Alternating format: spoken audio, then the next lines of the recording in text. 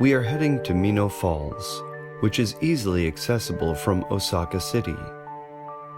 It takes about 30 minutes by train from the center of Osaka City. Then it takes about 20 or 30 minutes on foot from the station to get to Minoh Falls. Even in the big city of Osaka, there is such rich nature nearby to enjoy.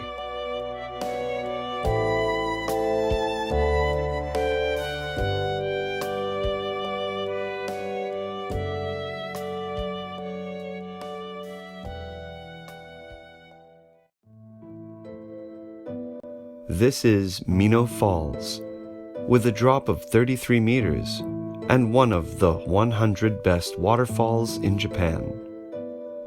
More than 2 million tourists visit here every year.